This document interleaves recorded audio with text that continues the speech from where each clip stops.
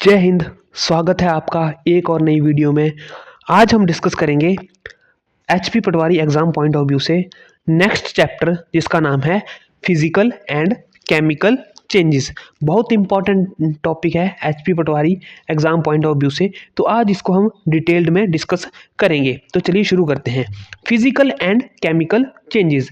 तो physical and chemical changes क्या होते हैं?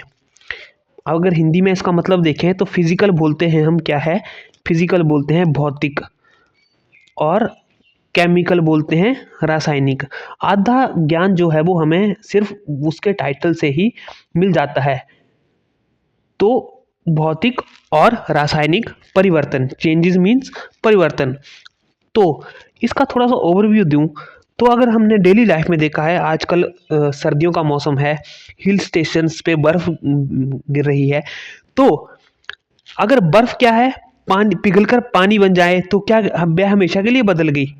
देखते हैं ना, बर्फ गिरती है फिर वो थोड़े टाइम बाद जो है वो स्किप कर जाती है, मतलब पानी बन बन जाती है। और एक और एग्जांपल है, अगर लोहे में जंग लग जाए तो क्या उसे वापस लोहा बनाया जा सकता है कि नहीं बनाया जा सकता है?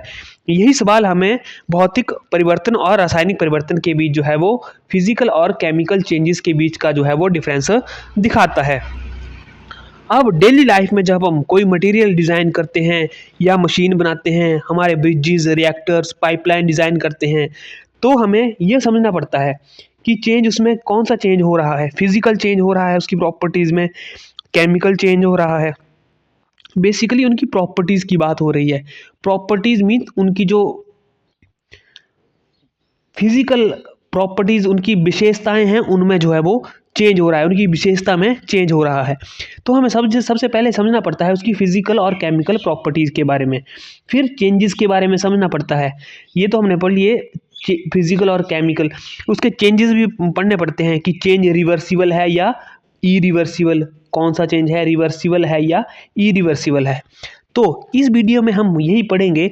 भौतिक परिवर्तन आ गया, फिजिकल चेंज आ गया, रासायनिक परिवर्तन, केमिकल चेंज आ गया, फिर रस्टिंग बहुत ही इंपॉर्टेंट फिनोमिना है जो एग्जाम पॉइंट ऑफ व्यू से काफ़ी इंपॉर्टेंट है, जो एक इलेक्ट्रोकेमिकल प्रोसेस है, उसको पढ़ेंगे। क्रिस्टलाइजेशन को पढ़ेंगे जिसको क्रिस्टलीकरण बोलते हैं। प्योरिफिकेशन की एक बहुत बढ़िया टेक्निक है, वो पढ़ेंगे। तो चलिए हम शुरू करते हैं। सबसे पहले इस एक्टिविटी को ध्यान में देखते हैं। देखो, every day you come across many changes in your surrounding involving one or more substances, dissolving sugar in water, making the cold drink, setting the curd from milk, souring of milk और stretched rubber band. तो ये सब activities हम daily life में करते ही करते हैं। कैसे कि दूध से दही बनाते हैं, जो हमारा बैंड को है इसको स्ट्रेच करते हैं। Make a list of 10 changes. अब इसमें बोला गया है कि कोई 10 चेंजेस की वो है लिस्ट बनाओ। तो हमने बोला कि broadly changes are of two kind. कितने टाइप के होते हैं चेंजेस? हमारे दो तरफ टाइप के होते हैं। कौन कौन से? फिजिकल और केमिकल, मतलब भौतिक परिवर्तन और रासायनिक परिवर्तन। तो अब भौतिक परिवर्तन को जो है वो हम डिस्कस करेंगे, फिजिकल चेंज को डिस्कस करेंगे। तो सबसे पहले मैं आपको ये एक्टिविटी बता देता हूँ। एक्टिविटीज़ के थ्रू जो है वो हमें जल्दी समझ आता है। अब इसमें देखो क्या लिखा है, cut a piece of paper in 4 square. अब पीस ऑफ पेपर लेते हैं हम, काटते हैं उसको। कैसे काटते हैं? 4 पीसीज में काटना है। Each square piece further into 4 square pieces. फिर उस जो 4 काटे उसको फिर हमने 4 में करना है। Lay this pieces on the floor. उसको हम आगे क्या करेंगे, नीचे फ्लोर पे बिछाएंगे या फिर टेबल पे रखेंगे। तो देखेंगे कि उनको एक बार दोबारा जोड़ने से वो शेप दोबारा आ जाती है कि नहीं आती है। एक एक्टिविटी ये है हमारे पास कि चौक लेनी है हमने, चौक को उसका मतलब क्रश करके उसको उसका पाउडर बना देना है। पाउडर बना के उसको फिर हमने एक बीकर लेना है, उसमें पानी डाल के फिर दोबारा उसको रोल करके कोशिश करनी है कि वो दोबारा चौक की शेप में आ जाए। तो वहाँ से हमने ऑब्जर्वेशन जो है वो नोट करनी है। तो इन ऑब्जर्वेशन के बिहाफ पर हम करेंगे तो कि ये हमारा फिजिकल चेंज है या केमिकल चेंज है। एक और एक्सपेरिमेंट है थोड़े से। एक इस एक्सपेरिमेंट में क्या है कि हमने take ice in glass tumbler, melt a portion in the sun, mixture of ice and water, place tumbler in freezing mixture. अब इसमें क्या करना है कि हमने बर्फ़ लेनी है, आइस लेनी है, उसको क्या करना है, पानी में डाल देना है। बर्फ आइस के क्यूब्स होते हैं, उसको लेना, पानी में डाल देना है, उसको सन में रखना है, इससे वो पिघल जाएगी और पानी बन जाएगा। फिर उस पानी को क्या करना है, हमने फ्रीज़र में रख देना है। पानी को फ्रीज़र में रख देना है, फिर वो चेंजेस नोट करने हैं कि क्या चेंजेस होते हैं। सिमिलरली एक पैन लेना है, उसमें पानी उबालना है हमने, इस जैसे यहाँ दिखाया हुआ है, एक पैन लेना है, उसमें पानी उबालना है और उसके ऊपर एक और पैन रखना है। तो उसमें भी चेंजेस नोट करने हैं इस पैन पे कि क्या चेंजेस आए। यहाँ पे ड्रॉपलेट्स आई दोबारा स्टीम से कि नहीं आई, एक ये। तो ये इंपॉर्टेंट, ये एक्टिविटीज़ इंपॉर्टेंट है। क्यों इंपॉर्टेंट है? जिससे हम फिजिकल चेंज पढ़ेंगे। मैं आपको जल्दी ही फिजिकल चेंज जो है वो दिखाने वाला हूँ। अब ये हेक्सा ब्लेड लेना है, उसको ऐसे गर्म फ्लेम पे रखना है, फिर देखना है कि इसका कलर जो है वो चेंज हुआ कि नहीं हुआ। हेक्सा ब्लेड का कलर जो है वो चेंज हुआ कि नहीं हुआ। अगर चेंज हुआ तो उसको थोड़ी देर बाद फिर कोल्ड होने देना है, ठंडा होने देना है। फिर ठंडा होने के बाद देखना कि फिर कलर में कुछ चेंज आया या नहीं आया। तो ये 4-5 एक्टिविटीज़ हुई। ये हमने क्यों डिस्कस की? फिजिकल चेंज को जो है वो डिस्क्राइब करने के लिए की। अब defining physical change, analysis of activities के आधार पर हम जो है वो फिजिकल चेंज को, भौतिक परिवर्तन को जो है वो डिफाइन करेंगे। तो भौतिक परिवर्तन की परिभाषा क्या है? भौतिक परिवर्तन की ये परिभाषा यह है, वह परिवर्तन जिसमें पदार्थ का रासायनिक संगठन नहीं बदलता, केवल उसका आकार, अवस्था या रूप बदलता है। देखो, physical properties such as shape, size, colour and state of substance. तो फिजिकल प्रॉपर्टीज क्या होती हैं? फिजिकल प्रॉपर्टीज जो हमें महसूस हो जाएं, हमें हमारी सेंसेस जो हैं वो महसूस कर लें। फॉर एग्जांपल, उसका आकार हो गया, उसकी आकृति होगी, उसका साइज हो गया, उसका कलर हो गया, उसका स्टेट हो गया, मतलब सॉलिड है, लिक्विड है, गैस है। ये हमें महसूस हो जाता है, हमारी सेंसेस को क्या हो जाता है? महसूस हो जाता है ये चीज़। तो फिजिकल प्रॉपर्टीज क्या है? जो हमारी जो सेंसेस हैं, 5 सेंसेस हैं, उनको महसूस हो जाए, उसको बोलते हैं हम फिजिकल प्रॉपर्टीज। तो फिजिकल चेंज क्या हुआ? A change in which substance undergo A change in its physical properties. ऐसा फिजिकल चेंज, भौतिक परिवर्तन उसको बोलते हैं जिसमें केवल उसका शेप, आकार, उसकी अवस्था, उसका रंग या फिर उसका स्टेट जो है वो चेंज होती है। मतलब फिजिकल चेंज होते हैं उसमें। A change in which substance undergoes A change in its physical properties. ये इंपॉर्टेंट है, दोबारा से एक्सप्लेन कर दे रहा हूं। वह परिवर्तन, कौन से परिवर्तन? जिसमें पदार्थ का रासायनिक संगठन नहीं बदलता, केमिकल बॉन्डिंग नहीं बदलती। अब केमिकल बॉन्डिंग से हम समझेंगे क्या होते हैं, बाद में समझेंगे केमिकल चेंज में, कि मतलब सिर्फ फिजिकल चेंज होता है, केवल उसका आकार चेंज होगा, उसकी अवस्था चेंज होगी या उसका रूप बदलेगा, उसे क्या बोलेंगे? भौतिक परिवर्तन। अब मॉलिक्यूल्स के सिर्फ बीच की दूरी बदलती है, मॉलिक्यूल्स नहीं बदलते। जो मॉलिक्यूल्स आपके, फॉर एग्जांपल हमने पेपर का एग्जांपल लिया था, उसको क्या किया था हमने? पहले 4 टुकड़ों में काटा, फिर हमारे 4 टुकड़े, 4 टुकड़े बने, फिर इसको फर्दर हमने 4 टुकड़ों में इसको भी काट दिया, इसको भी काट दिया, ऐसे। फिर हमने उसको दोबारा से टेबल पे रख के देखा था कि ऐसे ओरिजिनल साइज का पेपर बन रहा है कि नहीं बन रहा है। तो काटने से क्या हुआ कि हमारे जो मॉलिक्यूल्स थे उसके बीच में दूरी बनी, वो बिल्कुल सेपरेट तो नहीं हुए, बिल्कुल दूरी बनी, उसके सेपरेट तो नहीं हुए वो। तो वो किसका एग्जांपल है? केमिकल बॉन्ड्स नहीं टूटे, मतलब इसमें सिर्फ मॉलिक्यूल्स के बीच की दूरी बनी। पेपर के एग्जांपल में हमने डिस्कस किया था। तो ये किस टाइप का चेंज हुआ? ये हुआ हमारा फिजिकल टाइप का चेंज। अब इसके एग्जांपल मैंने एक्टिविटीज़ के थ्रू जो है वो पहले ही डिस्कस कर लिए। बर्फ़ का पिघलना जो है वो कौन सा चेंज है? बर्फ़ का पिघलना वो है हमारा फिजिकल चेंज। बर्फ़ का पिघलना फिजिकल चेंज आ गया। फिर आगे आया पानी का जम जाना, उसमें सिर्फ फिजिकल प्रॉपर्टीज़ में क्या डिस्कस हुआ हमने? Shape, size, colour and state of substance he change हुई। अब बर्फ़ का पिघल जाती है तो उसको दोबारा बर्फ़ बनाया जा सकता है ना, तो वो क्या हुआ? Physical change. पानी जम गया तो उसको दोबारा से हम पिघला के पानी बना सकते हैं कि नहीं बना सकते हैं? बना सकते हैं।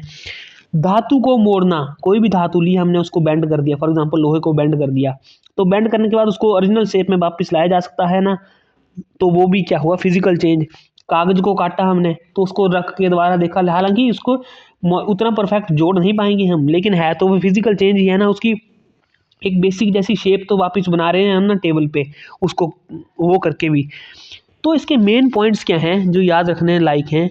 मेन पॉइंट्स हैं कि इसमें क्या होगा? फिजिकल चेंज में कोई नया पदार्थ नहीं बनेगा, कोई नया पदार्थ नहीं बनेगा, ओरिजिनल का ओरिजिनल ही रहेगा, वो नया पदार्थ नहीं बनेगा, नया पदार्थ नहीं बनेगा।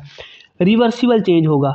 रिवर्सिबल मैं आगे डिस्कस करूंगा कि रिवर्सिबल और इरिवर्सिबल क्या होता है। यही डिस्कस कर लेते हैं, क्योंकि इस टॉपिक में है नहीं वो टॉपिक, तो हमें समझने में वो होगी। रिवर्सिबल चेंज क्या होता है? रिवर्सिबल, तो रिवर्सिबल चेंज वो होता है कि जो चेंज होने के बाद अपनी ओरिजिनल फॉर्म में दोबारा आ जाए। एक एग्जांपल के थ्रू समझाता हूं उसको कि रिवर्सिबल चेंज क्या होता है। तो रिवर्सिबल चेंज वो होगा जो परिवर्तन को वापस पहले जैसा बनाया जा सके, उसे रिवर्सिबल परिवर्तन कहते हैं।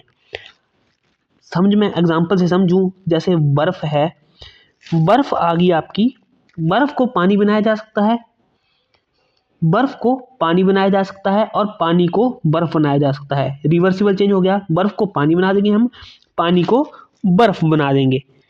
अब रबर को खींचते हैं ना हम थोड़ा सा, तो रबर को खींच के थोड़ा उसकी लेंथ स्ट्रेच कर देते हैं, लेकिन वो वापस अपनी ओरिजिनल फॉर्म में वापस आ जाता है, तो वो भी रिवर्सिबल चेंज है। अब एक एग्जांपल और लेते हैं हम, एक एग्जांपल लेते हैं पानी और भाप का।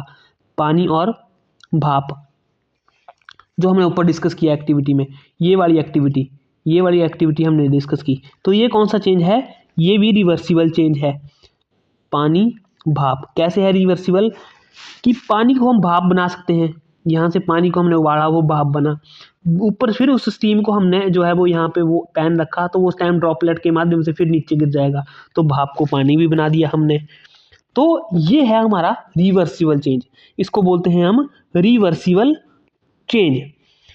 रिवर्सिबल चेंज,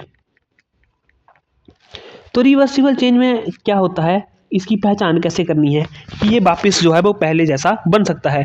फिजिकल चेंज होता है इसमें, और एनर्जी चेंज जो है वो कम होता है। अब आता है हमारा इरिवर्सिबल चेंज। अब करते हैं IRR इरिवर्सिबल चेंज। तो जिस परिवर्तन को पहले जैसा नहीं बनाया जा सकता उसको बोलते हैं हम इरिवर्सिबल चेंज, इसको बोलेंगे हम इरिवर्सिबल चेंज। तो हमने पहले क्या किया था, कागज को जो है वो 4-4 टुकड़ों में काटा था। अब क्या करो, उस कागज को माचिस लो और जला दो, उस कागज को माचिस लो और जला दो। तो जलाने से क्या होगा, उसकी क्या बन जाएगी, राख बन जाएगी। तो राख को दोबारा कागज बनाया जा सकता है? नहीं बनाया जा सकता। इसमें क्या हो जाएगा, उसका केमिकल बॉन्ड्स जो हैं वो टूट जाएंगे, और केमिकल बॉन्ड टूटने से क्या होगा, एनर्जी चेंज जो है वो अधिक हो जाएगा। तो वो क्या हुआ, इरिवर्सिबल चेंज हो गया। जैसे फॉर एग्जांपल कागज जलने का एग्जांपल दिया हमने, दूध से दही बनाया, लोहे में जंग लग गया। तो इसकी पहचान कैसे करनी है, ये वापिस पहले जैसा नहीं बन सकता है, इसमें क्या होगा, केमिकल चेंज होगा और नया पदार्थ बनेगा। तो याद रखना है हमेशा कि फिजिकल चेंज और रिवर्सिबल चेंज आपस में साइमल्टेनियस है, फिजिकल और रिवर्सिबल आपस में साथ हैं, और केमिकल और इरिवर्सिबल जो हैं वो आपस में साथ हैं। क्लियर हो गया ये फिजिकल, थोड़ा सा क्लैरिटी आई इसमें फिजिकल और केमिकल चेंज में और रिवर्सिबल और इरिवर्सिबल चेंज में, क्योंकि ये इंपॉर्टेंट है। अगर हम बेसिक जैसा नहीं समझेंगे इसमें, तो बेसिक से हमारा जो है वो क्लियर नहीं होगा। बेसिक है ये, हमें क्लियर जो है वो होना चाहिए। तो फिजिकल चेंज जो है वो हमने समझ लिया। तो ये देखो, the physical change is generally reversible in such change a new substance is no new substance is formed. तो क्या है, ये रिवर्सिबल है, इसको दोबारा से रिवर्स किया जाए। रिवर्स मतलब दोबारा से किया जा सकता है। रिवर्स कैसे बोलते हैं हम, गाड़ी को रिवर्स करो, अगर तो मतलब रिवर्स का मतलब है उसको दोबारा से क्रिएट किया जा सकता है। डेली लाइफ साइंस क्या है, डेली लाइफ के एग्जांपल से समझना है, तो वो हो गया रिवर्सिबल चेंज। नया सब्सटेंस जो है वो कोई नहीं बनता है। आगे बात करते हैं हम रासायनिक परिवर्तन की, कि रासायनिक परिवर्तन क्या होता है।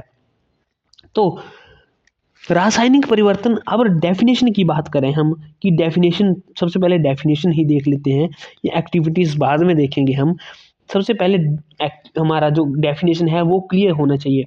तो a change in which one or more new substance are formed is called chemical change. A chemical change is also called a chemical reaction. तो वह परिवर्तन जिसमें क्या है, नया पदार्थ बनता है, और पदार्थ का क्या होगा, रासायनिक संगठन भी बदल जाएगा, उसे बोलते हैं हम रासायनिक परिवर्तन। इसमें क्या हो जाएगा, जो पुराने केमिकल बॉन्ड्स हैं हमारे वो टूट जाते हैं, नए बॉन्ड्स बन जाते हैं, और एनर्जी अब्जॉर्ब या रिलीज होती है। क्या हुआ इसमें, a change in which one or more new substance are formed, वह परिवर्तन जिसमें नया पदार्थ बनता है और साथ में पदार्थ का रासायनिक संगठन भी बदल जाएगा, तो उसे क्या बोलेंगे हम? रासायनिक परिवर्तन जो है वो बोल लेंगे। इसमें क्या होगा? केमिकल बॉन्ड्स जो हैं वो टूट जाएंगे, नए बॉन्ड बनेंगे और एनर्जी क्या होगी उसमें? रिलीज होगी या फिर ऑब्जॉर्व होगी। तो फिर उसके एग्जांपल देख लिए जो हमने इरिवर्सिबल के किए थे। जैसे कागज जल गया, हमारा कागज जल गया तो उसमें पूरे केमिकल चेंज हो गया ना, उसके बॉन्ड्स टूट गए, वो ऐश में बदल गया, नए बॉन्ड्स बन गए ऐश के। तो दूध से दही बनना, सिमिलरली भोजन पकना या फिर लोहे में जंग लगना। तो इसकी पहचान कैसे होनी है? पहचान होनी है अगर रंग में चेंज हो गया इसके कुछ, कोई गैस प्रोड्यूस हुई, कोई गैस निकली, या फिर ताप या प्रकाश निकला, या फिर नया पदार्थ बना। फॉर एग्जाम्पल हमने कागज का एग्जाम्पल लिया, उसको जलाया हमने तो ऐश भी उसके कलर में भी चेंज हो गया, वहाँ से गैस भी निकलेगी, कार्बन डाइऑक्साइड जो जलने के साथ निकलेगी, ताप भी निकलेगा, ताप मतलब हीट भी निकलेगी उसको जलने के साथ, साथ साथ में थोड़ी सी लाइट भी प्रोड्यूस होगी, लाइट भी निकलेगी, जब जलेगी आग की रोशनी होती है ना, एक नया पदार्थ भी बनेगा। तो 4 चेंजेस आ जाएंगे, मतलब रंग चेंज हो गया उसका। देखो पहचान कैसे करनी है कि रंग चेंज हो गया उसका, उसमें से कोई गैस निकली, उसमें से ताप निकला, हीट निकली, या कोई प्रकाश निकला, या फिर कोई नया पदार्थ बना, तो अब कागज के जलने में क्या हुआ? रंग भी चेंज हुआ उसका, पहला हो गया, गैस भी निकलेगी CO2 कार्बन डाइऑक्साइड, उससे ताप हीट भी निकलेगी, आग कागज जलाते हैं तो ताप निकलता है ना, लाइट भी निकलेगी उसमें, लाइट भी होगी, और क्या होगा? नया पदार्थ भी बनेगा, कागज से क्या बन जाएगी? राख बन जाएगी, राख बनेगी ना, कागज से राख बन जाएगी। तो ये ऐसे आइडेंटिफाई करना है कि ये हमारा क्या है? केमिकल चेंज है। अब हम कुछ एक्टिविटीज़ को जो है वो स्टडी करेंगे। देखो रस्टिंग बाद में पढ़ेंगे हम कि रस्टिंग क्या होती है, अभी फ़िलहाल इसको छोड़ देते हैं, ये एक्टिविटी बाद में देखेंगे हम। अब ये एक्टिविटी देख लेते हैं कि बर्निंग मैग्नीशियम को जलाना है। अब पहले क्वेश्चन है, dangerous to look for long at burning magnesium reason, do not stare, इसको देखना नहीं होता है। अब देखो, clean tip of thin strip ribbon of magnesium with sand paper, bring near candle flame. तो इसको क्लीन करना है पहले थोड़ा सा सैंड पेपर से, फिर उसको क्या करना है? फ्लेम के साथ लाना है। तो ऑब्जर्वेशन देखनी है, it burn with brilliant white light, तो ये व्हाइट लाइट के साथ जलेगा। Result when completely burn leaves behind powdery ash, जब ये जल जाता है तो ऐश छोड़ के जाता है। Does ash look like magnesium ribbon, तो क्या है वो, फिर ये हमने नोट करना है कि वो ऐश जो है, वो राख जो है वो मैग्नीशियम रिबन के अकॉर्डिंग दिखती है कि नहीं दिखती है। तो मैग्नीशियम क्या किया इस रिएक्शन में हमने? देखो मैग्नीशियम को ऑक्सीजन के साथ जलाया तो वो क्या हुआ? मैग्नीशियम ऑक्साइड जो है वो बन गया। ये देखो रिएक्शन इंपॉर्टेंट है, रिएक्शन को नोट कर लो कि क्या हुआ, हमने मैग्नीशियम को ऑक्सीजन की प्रेजेंस में जलाया तो हमारा नया सब्सटेंस बना। वो नया सब्सटेंस क्या था? हमारा मैग्नीशियम ऑक्साइड। तो आगे एक और एक्टिविटी करेंगे, कंटिन्यू टेस्टिंग ऑफ ऐश, कि आगे राख की हमें टेस्टिंग करनी है उसकी। जो हमें राख मिली है, मैग्नीशियम को जलाने के बाद जो राख मिली है, वो हमें टेस्ट करनी है कि वो एसिडिक है या बेसिक है। एसिड और बेस हमने पिछले चैप्टर में डिस्कस कर लिया था, बहुत अच्छे से डिस्कस किया था, बहुत अच्छे से मैंने बताया था उसमें कि एसिड क्या होते हैं, बेस क्या होते हैं, कैसे टेस्ट करना है। और इस एक्टिविटी से देखना है हमें कि यह केमिकल चेंज है या फिजिकल चेंज है। तो प्रोसेस क्या है इस एक्टिविटी को, कि मैग्नीशियम को जलाया हमने ऊपर, जो जलाने से जो राख बनी उसे इकट्ठा कर लेना है। तो वो राख असल में मैग्नीशियम ऑक्साइड होती है। हमने डिस्कस किया कि Mg+O2 will give you MgO, जिसको बोलते हैं मैग्नीशियम ऑक्साइड।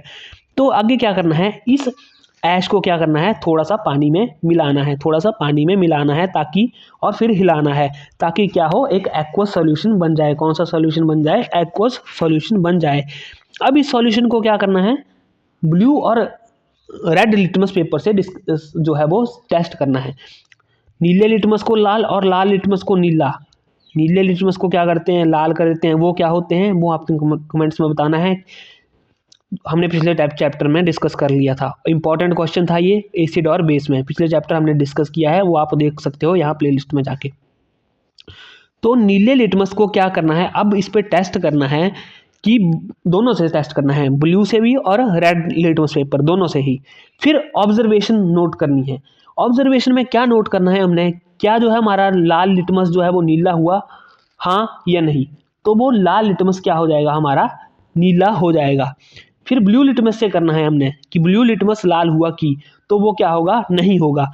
तो लाल लिटमस नीला हुआ, तो नीले लिटमस को लाल लाल कौन करते हैं, नीले लिटमस पेपर को लाल करते हैं आपके एसिड, और लाल को नीला कौन करते हैं आपके बेस। तो यहाँ क्या हुआ, ये लाल लिटमस को इसने क्या कर दिया, नीला कर दिया। तो इसका मतलब क्या हुआ कि ये सॉल्यूशन कैसा होगा हमारा, बेसिक होगा, या मतलब क्षारीय होगा।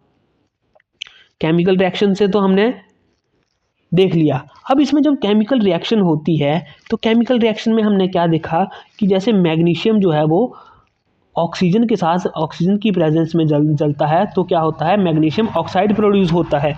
अब हमने क्या किया, जो मैग्नीशियम ऑक्साइड था उसको पानी में मिलाया, तो इसको पानी में मिलाने से विल गिव यू क्या मिला हमें, MgOH ट्वाइस, OH ट्वाइस। और MgOH ट्वाइस क्या होता है हमारा, जब OH लग जाता है, OH आयन लग जाता है, H+ लगता है तो एसिड होता है, OH लगता है तो क्या होता है, वो बेस होता है, मैग्नीशियम हाइड्रोक्साइड बनता है। और ये क्या है, एक बेस है। ये दो ऑब्जर्वेशन देख लिया हमने, रेड लिटमस को इसने ब्लू कर लिया, ब्लू लिटमस को कोई चेंज नहीं किया। अब इंपॉर्टेंट कंसेप्ट क्या है यहाँ का कि एक नया मटेरियल बन रहा है, बिल्कुल नया मटेरियल बन रहा है। मैग्नीशियम से क्या बना दिया, मैग्नीशियम हाइड्रोक्साइड बन गया।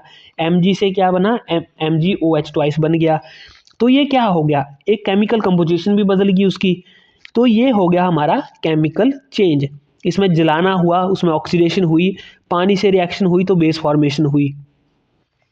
तो कंक्लूजन क्या आया इसका, इसका निष्कर्ष क्या है कि मैग्नीशियम के जलाने पर क्या बनता है हमारा, मैग्नीशियम को ऑक्सीजन की प्रेजेंस में जलाएंगे तो क्या बनेगा, मैग्नीशियम ऑक्साइड बनेगा। पानी में मिला देंगे तो क्या बनेगा, मैग्नीशियम हाइड्रोक्साइड बनेगा। तो मैग्नीशियम हाइड्रोक्साइड क्या है, एक बेस है। ये कंप्लीटली क्या है, एक केमिकल चेंज और केमिकल रिएक्शन है। क्लियर है ये बात। तो ये एक्टिविटी भी हमने डिस्कस कर ली। आगे बात करते हैं हम डिस्प्लेसमेंट रिएक्शन को। एक ये रिएक्शन है, ये भी इंपॉर्टेंट है, इसको डिस्कस जो है वो कर लेते हैं। ये है डिस्प्लेसमेंट रिएक्शन, तो इसको बोलते हैं हम विस्थापन अभिक्रिया, इसको बोलते हैं विस्थापन अभिक्रिया। क्यों बोलते हैं, इस एक्टिविटी का क्या उद्देश्य है हमारा, क्यों कर रहे हैं इस एक्टिविटी को हम, तो यह समझना कि यह एक अत्यधिक क्रियाशील धातु आयरन कम क्रियाशील धातु कॉपर को उसके यौगिक से हटा सकती है या नहीं। तो इसके लिए क्या चाहिए हमें, कॉपर चाहिए और साथ में क्या चाहिए, आयरन का वो है। तो इसकी सेटअप की बात करें हम सबसे पहले कि सेटअप क्या है। तो एक बीकर में कॉपर सल्फेट नीला थोथा, जिसको हम ब्लू विट्रॉल भी बोलते हैं, उसको घोल लेना है। जैसे यहाँ हमने घोल लिया है, घोल क्या होगा, नीले रंग का होगा।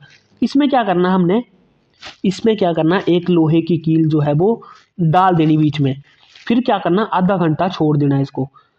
क्या करना, नीले थोथे का सॉल्यूशन लेना हमने, जिसको हम कॉपर सल्फेट बोलते हैं, CuSO4 बोलते हैं, CuSO4 उसका सॉल्यूशन लेना, जैसे यहाँ पे लिया है। उसमें क्या करना है, लोहे की कील डाल देनी है। लोहे की कील डालने से क्या होगा, इसको आधा घंटा छोड़ दिया। फिर हमने आधा घंटा छोड़ने के बाद देखना हमने, फिर ऑब्जर्वेशन करनी हमने कि इसके कलर में चेंज हुआ कि नहीं हुआ। तो घोल किस रंग का हो जाएगा, घोल का रंग क्या हो जाएगा, नीले से वो हरा हो जाएगा। अब विजुअली चेक करेंगे तो क्या होगा, लोहे की कील पर भूरी लाल परत आ जाएगी, जैसे यहाँ पे बताया हुआ भूरी लाल परत जो है वो आ जाएगी। तो अगर ऑब्जर्वेशन की बात करें तो ये क्यों था, नीला रंग क्यों आया, नीला रंग क्यों था, तो कॉपर सल्फेट का रंग क्या होता है, हमेशा नीला होता है। CuSO4 जिसे नीला थोथा इसलिए बोलते हैं इसे, क्योंकि इसका रंग जो है वो नीला होता है। अब हरा क्यों हो गया इसका रंग, जो लोहे की कील डाली तो हमने, हरा क्यों हो गया रंग, क्योंकि आयरन सल्फेट बन गया। CuSO4 से क्या बन गया, FeSO4 बन गया। क्या था पहले था ये CuSO4 था, तो वो क्या बन गया, FeSO4 बन गया। भूरी परत क्या है इसमें, भूरी परत आई इसमें, ये कॉपर तांबा आया जो लोहे की कील पर जम गया। देखो क्या हुआ इस रिएक्शन में, क्या था पहले CuSO4 था, उसमें क्या किया हमने, कील डाल दी, तो क्या बन गया FeSO4। तो यहाँ पे देखो SO4 तो वैसे रहा, तो क्या चेंज हुआ, Cu कॉपर को आयरन ने रिप्लेस कर दिया, कॉपर को आयरन ने रिप्लेस कर दिया। कॉपर क्या हुआ, आयरन के सरफेस पे स्टिक हो गया, तो ये बन गया आयरन सल्फेट। तो कॉपर तांबा है जो लोहे की कील पर जम गया। क्लियर है? मतलब आयरन कॉपर से क्या है, ज्यादा रिएक्टिव है। आयरन कॉपर से ज्यादा रिएक्टिव है। देखो ये रिएक्शन हुई copper sulphate solution plus iron, तो ये आयरन सल्फेट सॉल्यूशन जो ग्रीन होगा और साथ में प्लस कॉपर जो है वो ब्राउन डिपॉजिट के फॉर्म में आ जाएगा यहाँ पे। तो क्यों हुआ ये? क्योंकि आयरन जो है वो कॉपर से ज़्यादा रिएक्टिव है। ये हम आगे आने वाले चैप्टर्स में डिस्कस करेंगे कि क्यों रिएक्टिव है। इसलिए आयरन ने कॉपर को उसके कंपाउंड से हटा दिया। डिस्प्लेसमेंट रिएक्शन क्या है? अब क्या है इसका सार क्या है? डिस्प्लेसमेंट रिएक्शन का सार क्या है कि जब कोई अधिक क्रियाशील तत्व, क्रियाशील मतलब रिएक्टिव तत्व, किस रिएक्टिव क्या था, फॉर एग्जाम्पल यहाँ पे आयरन आया, किसी कम क्रियाशील तत्व को उसके यौगिक से हटा देता है। तो यहाँ क्या किया, कॉपर को आयरन ने उसके यौगिक से हटा दिया, तो उसे क्या बोलेंगे, विस्थापन प्रक्रिया अभिक्रिया बोलते हैं, या उसको डिस्प्लेसमेंट जो है वो रिएक्शन बोलते हैं। सीधी सी बात है, जब कोई क्रियाशील तत्व, क्रियाशील मतलब आयरन है यहाँ पे, आयरन क्रियाशील तत्व किसी कम क्रियाशील तत्व को, कम क्रियाशील आया आपका कॉपर, तो उसके यौगिक से हटा दिया। यौगिक मतलब इसके साथ सल्फेट भी अटैच था ना, SO4, तो इसके सल्फेट को इसने हटा के अपने साथ मिला लिया, तो FeSO4 तभी बना ना। इसका सल्फेट इसने हटा के अपने साथ लगा लिया, तो इसका यौगिक हटा लिया, तो उसको क्या बोलेंगे हम, विस्थापन अभिक्रिया बोलेंगे। ये क्या कौन सा चेंज आ गया, ये क्यों समझाई हमने, क्योंकि ये भी क्या है, एक केमिकल चेंज है। क्योंकि क्या है, नया पदार्थ बना, FeSO4 से CuSO4 नहीं सॉरी CuSO4 से FeSO4 बन गया, और कॉपर जो है वो कील के ऊपर जम गया, अलग होकर निकल गया, केमिकल कंपोजिशन बन गया ना। तो यही कंसेप्ट जो है हमारा क्रोजन, मेटलर्जी, इलेक्ट्रोकेमिस्ट्री, एक्सट्रैक्शन और ऑफ मेटल्स में जो है वो यूज होता है। अब इसका कंक्लूजन क्या आया कि आयरन कॉपर से ज़्यादा रिएक्टिव है। आयरन जो है वो कॉपर से ज़्यादा रिएक्टिव है। आयरन ने कॉपर को सल्फेट से हटा दिया, वो हमने डिस्कस कर लिया, इसलिए सॉल्यूशन का रंग नीले से जो है वो हरा हो गया। ये आई हमारी एक डिस्प्लेसमेंट रिएक्शन। क्लियर है? आगे हम एक और रिएक्शन जो है वो इसमें डिस्कस कर लेते हैं, विनेगर एंड बेकिंग सोडा। तो विनेगर एंड बेकिंग सोडा का एक जो है हम प्रयोग करेंगे। तो इस अभिक्रिया से हम क्या समझेंगे, इस अभिक्रिया से समझेंगे हम कि एसिड और बेस की एक अभिक्रिया है, उससे कार्बन डाइऑक्साइड गैस कैसे बनती है। लाइम वाटर टेस्ट से CO2 की पहचान जो है वो कैसे की जा सकती है। ठीक है, तो ये सब जो है वो इस हम इससे डिस्कस करेंगे। तो मुख्य द रिएक्शन की बात करते हैं हम कि मुख्य प्रक्रिया क्या हो रही है इसमें, वो डिस्कस कर लेते हैं। तो एक टेस्ट ट्यूब लो, उसमें 1 चम्मच सिरका विनेगर एसिटिक एसिड डालो। इसमें क्या करना है, टेस्ट ट्यूब लेनी है, उसमें 1 चम्मच जो है वो हमने सिरका डाल लेना है।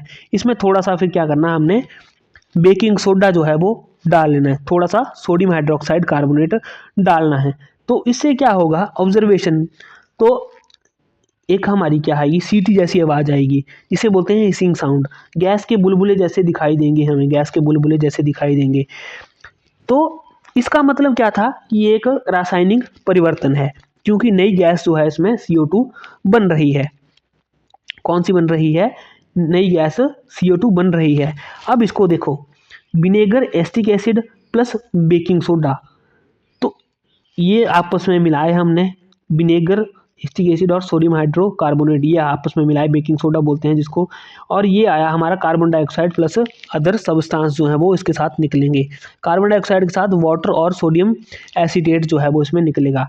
अब विनेगर का रासायनिक फार्मूला क्या है, ये आप नोट करके रख लो, क्या है, CH3COOH, यह है विनेगर का केमिकल फार्मूला, इंपॉर्टेंट है, नोट कर लो इसको, CH3COOH। बेकिंग सोडा का है, ये नोट करने वाली बात है, ये नोट कर लो, CH3COOH। डायरेक्ट एग्जाम में पूछ लिया जाता है ये कि विनेगर का जो है वो केमिकल सूत्र क्या है, या केमिकल सूत्र। अब बेकिंग सोडा की बात करें तो बेकिंग सोडा का क्या है, NaHCO3, NaHCO3, ये है बेकिंग सोडा का फार्मूला, क्या है रासायनिक सूत्र, NaHCO3 याद रखना है, NaHCO3 और CH3COOH है विनेगर एसिटिक एसिड का। क्लियर है ये? अब इसमें भाग 2 में क्या करना है हमें, ये जैसे ये लाइम डस्ट किया है तो इसमें क्या है, बनी हुई गैस को डिलीवरी ट्यूब की मदद से क्या करना है, इसमें CO2 प्रोड्यूस हुई, उसको क्या करना है, ताज़ा बना हुआ लाइम वाटर कैल्शियम हाइड्रोक्साइड में जो है वो पास कर देना है। तो लाइम वाटर फिर से क्या हो जाएगा, हमारा दूधिया कलर का हो जाएगा। लाइम वाटर क्या हो जाएगा, दूधिया कलर का हो जाएगा। इस गैस को हमने जो है वो कैल्शियम हाइड्रोक्साइड सॉल्यूशन में जो है वो पास करा, तो लाइम वाटर क्या हो गया, दूधिया हो गया। तो दूधिया क्यों हुआ, ये इंपॉर्टेंट है, दूधिया क्यों हुआ, आगे आगे आगे अब इसको रिएक्शन को हम डिटेल में पढ़ेंगे आगे आने वाले चैप्टर में। तो इसमें क्या किया हमने, CO2 को जो है वो लाइम वाटर का फॉर्मूला क्या होता है, CaOH ट्वाइस, CaOH ट्वाइस। इसमें होता है कार्बन डाइऑक्साइड प्लस फिर क्या किया, लाइम वाटर का, ये याद रख लो, लाइम वाटर का ये है CaOH ट्वाइस, ये इंपॉर्टेंट है। तो फिर क्या बना हमारा, कैल्शियम कार्बोनेट। तो कैल्शियम कार्बोनेट का फार्मूला हुआ CaCO3। CaCO3, ये कुछ इंपॉर्टेंट फार्मूले हैं यहाँ पे याद करने को, जैसे CH3COOH बताया मैंने आपको एसिटिक एसिड का, ये इंपॉर्टेंट था उसमें। और क्या बताया, बेकिंग सोडा का NaHCO3 बताया, ये इंपॉर्टेंट है। सिमिलरली लाइम वाटर का CaOH ट्वाइस, ये याद रखने के लिए इंपॉर्टेंट है, इसको याद रख लो।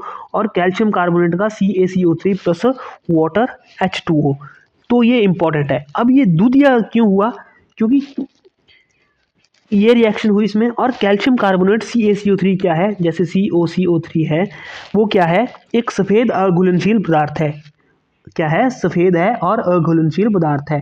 इसी वजह से क्या हुआ, हमारा जो है वो लाइम वाटर जो है वो दूधिया दिखाई दिया। क्लियर है। तो इसकी सिग्निफिकेंस क्या होगी कि कैल्शियम कार्बोनेट जो है वो lime water test carbon dioxide की पहचान का एक स्टैंडर्ड टेस्ट है। विनेगर प्लस बेकिंग सोडा से क्या बनता है, इसको मिलाने से हमारी CO2 गैस बनी, यहाँ पे बनी, फिर हमने तभी उसको पास किया ना आगे। तो ये क्या है, पूरी तरह एक केमिकल रिएक्शन है, यह एक एसिड बेस रिएक्शन भी है। क्लियर है। ये रिएक्शन कहाँ कहाँ यूज़ होती है, जैसे फायर एक्सटिंग्विशर हो गए, बेकिंग और केक ब्रेड फूल जाता है हमारा, गैस जनरेशन प्रोसेस में यूज़ होती है।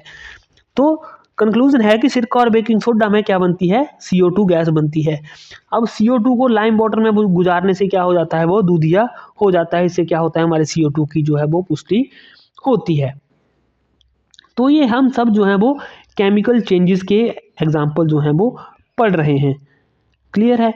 ये हमने आराम से डिस्कस कर लिया। अब हम पढ़ेंगे रस्टिंग ऑफ आयरन की। रस्टिंग ऑफ आयरन क्या होता है, जो हमने ऊपर छोड़ दिया था। ऊपर एग्जाम्पल में सीधा आ रहा था ना कि रस्टी लोहे में जंग कर लगना क्या होता है, एक इलेक्ट्रोकेमिकल चेंज, उसको जो है वो हम डिस्कस कर लेते हैं। ये इंपॉर्टेंट है, इंपॉर्टेंट टॉपिक है। फिर उसके बाद क्रिस्टलाइजेशन को डिस्कस करेंगे, फिर ये टॉपिक हमारा खत्म हो जाएगा। तो सबसे पहले डिस्कस कर लेते हैं हम केमिकल चेंजेस के कुछ उदाहरण। जैसा कि हमने डिस्कस किया बर्निंग क्या है, एक केमिकल चेंज है।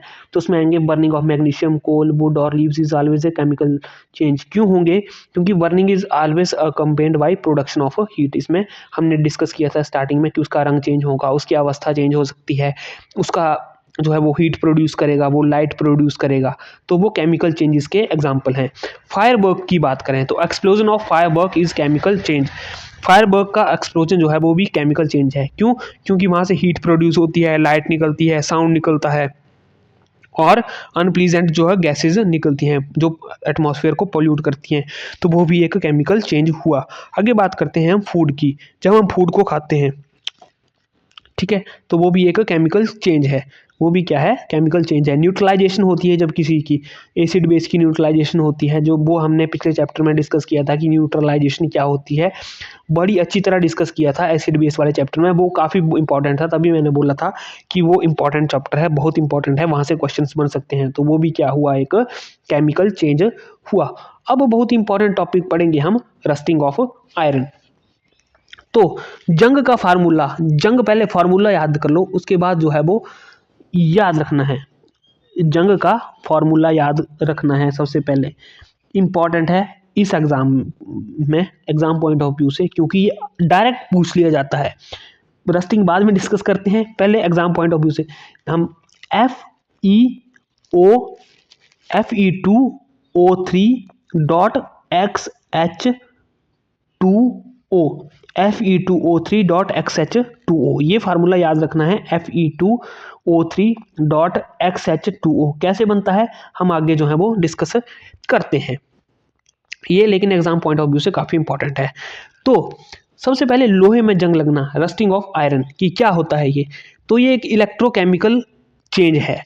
डेफिनेशन की बात करें तो लोहे की सतह पर ऑक्सीजन और पानी की उपस्थिति में, लोहे की सतह पर ऑक्सीजन और पानी की उपस्थिति में जो भूरा लाल रंग बनता है, ये बना भूरा लाल रंग बनता है, उसे हम बोलते हैं रस्ट, इसे बोलेंगे रस्ट। दोबारा से समझ लेते हैं एक बार, लोहे की सतह पर ऑक्सीजन और पानी की उपस्थिति में जो भूरा लाल रंग बनता है, ये बना भूरा लाल रंग, तो उसे क्या बोलते हैं हम, रस्ट बोलते हैं।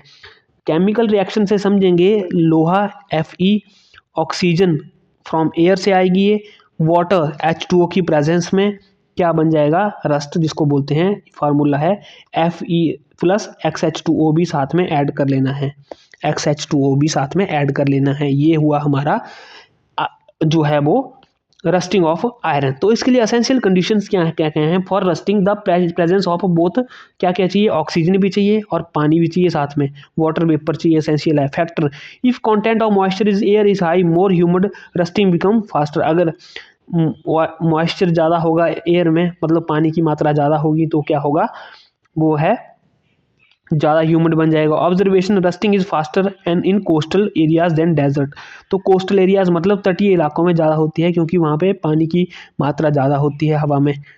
तो ये आ गया हमारा रस्टिंग।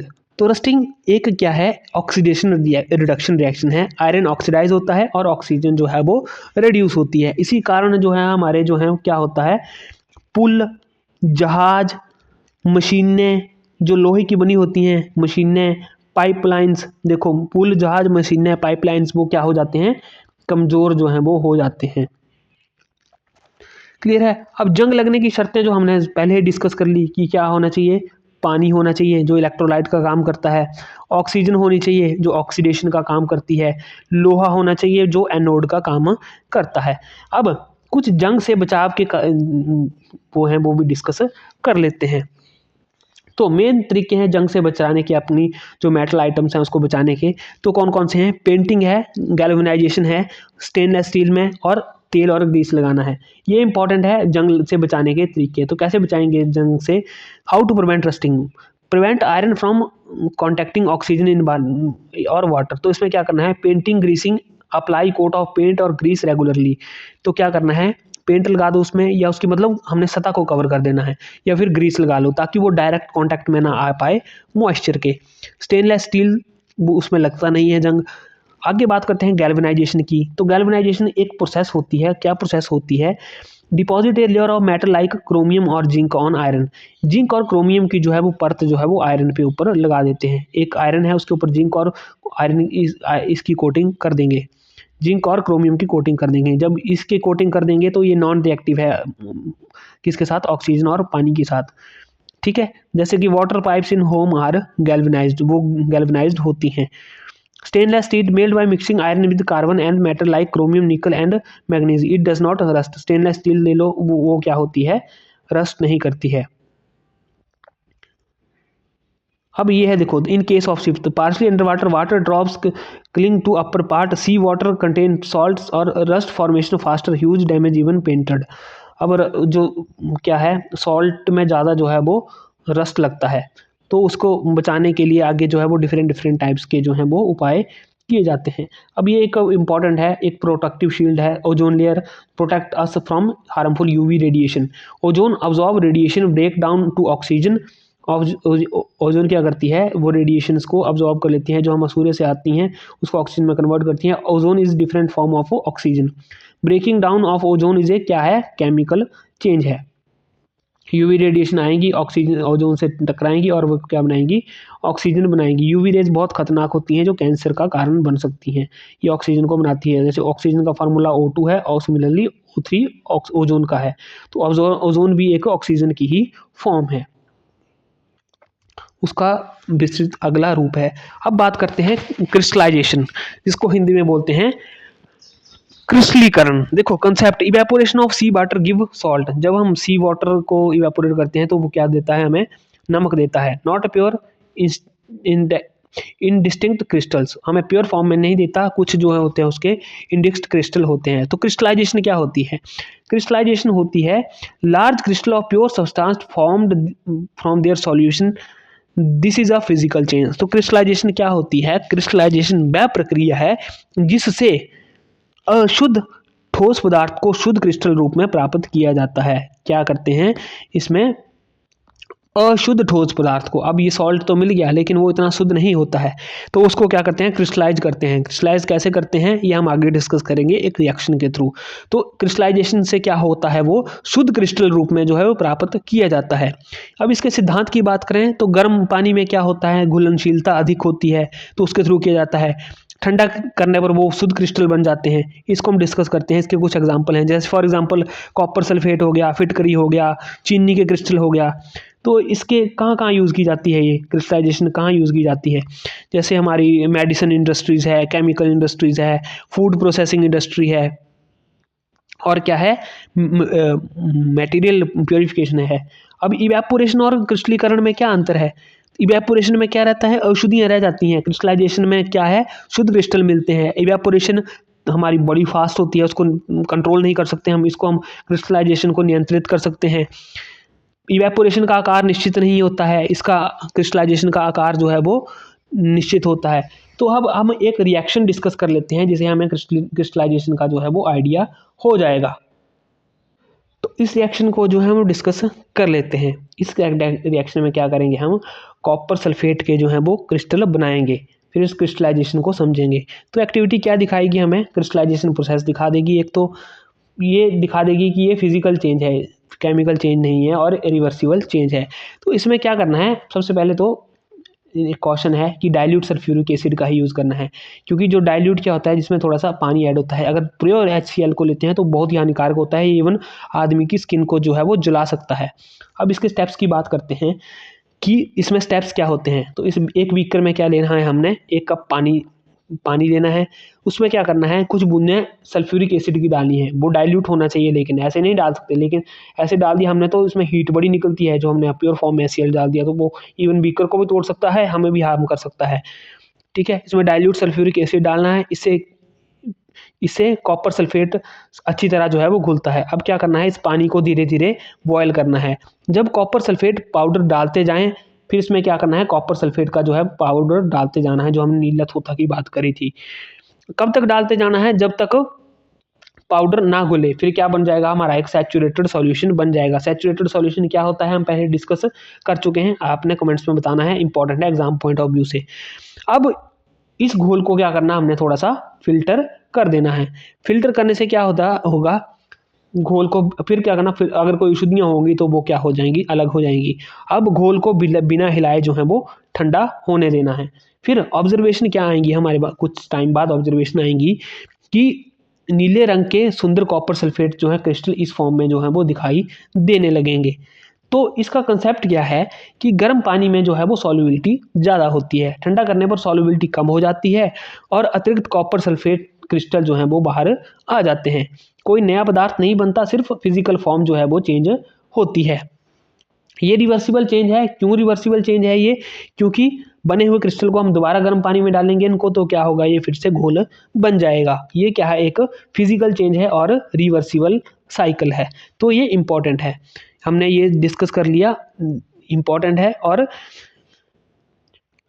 काफ़ी आसानी से हमने एक्टिविटीज़ के थ्रू जो है वो डिस्कस कर लिया। तो समरी की बात करें, हमने क्या क्या समझा इस चैप्टर में, तो हमने केमिकल चेंज समझा, केमिकल रिएक्शन समझी, क्रिस्टलाइजेशन समझी, गैल्वेनाइजेशन समझी, कि coating of iron surface with the help of zinc, और जो भी कोई ऐसी मतलब धातु जो रिएक्टिव ना हो वो हम डिस्कस किया। फिजिकल चेंज, रस्टिंग हमने डिस्कस कर लिया।